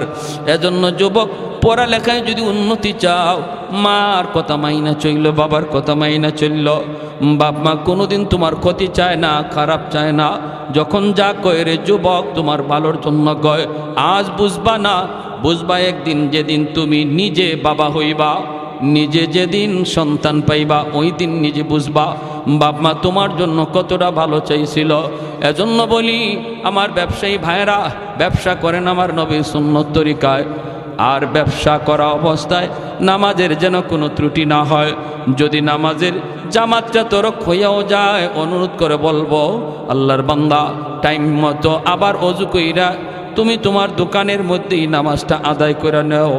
যদি তুমি এইভাবে আদায় করো আর এইভাবে মানো, পুরা ব্যবসার টাইমটাও আল্লাহ নেক আমলের ভিতরে গণ্য করে তোমার দুনিয়ার পুরস্কার হলো পবিত্র জীবন, শান্তির জীবন, বরকতের জীবন আল্লাহ তোমাকে দান করবে। আর পরকালের জীবনের পুরস্কার হলো আল্লাহ তোমাকে জান্নাতের মেহমান বানাবে। পুরস্কার হলো দুইটা, একটা হলো দুনিয়াত নগদ, আরেকটা হলো পরকালে বাকি। দুনিয়ার নগদ পুরস্কার হলো আল্লাহ বলে তোমারে বরকতের জীবন আমি দিব, ঘরের শান্তি দিয়ে দিব, বাপ ভাইয়ে বাপ বেটায় শান্তি, বাপ বেটায় দ্বন্দ্ব থাকবে না, মহব্বত, ভাইয়ে ভাইয়ে মহব্বত থাকবে, স্বামী স্ত্রীর ভিতরে মহব্বত থাকবে, প্রতিবেশীর সাথে তোমার ভালো সম্পর্ক থাকবে, পাশের দোকানদারের সাথে তোমার ভালো সম্পর্ক আল্লাহ করায় দিবে যদি তুমি ইমানের সাথে নেক আমল করে চলো। আর যদি এটা হলো দুনিয়ার নগদ পুরস্কার, আর পরকালের জীবনে আল্লাহ বলে যা আমল করছো এর চেয়ে ডাবল পুরস্কার আমি দান করব। যেরকম সুবহানাল্লাহ। তাহলে ইমানের সাথে নেক আমল করার ইচ্ছা কার কার আছে? হাত উঠে আল্লাহকে দেখান। নামাজ সাইরা না নামাজ পইরা? 5 ওয়াক্ত নামাজ আজ থেকে আমরা রেগুলার পড়ব, জামাতে যাইয়া নিয়ত সবার পাক্কা ইরাদা আছে তো ইনশাআল্লাহ? আল্লাহ তুমি দেখতেছো মালিক, আমাদের প্রতিটা হাতকে তুমি কবুল করো। আল্লাহ জানি না কার কোন দিন মালাকুল মৌতের সাথে দেখা হয়। আল্লাহ আমরা আজ সবাই পাক্কা ইরাদা করলাম, যা ভুল করেছি মালিক আর করব না।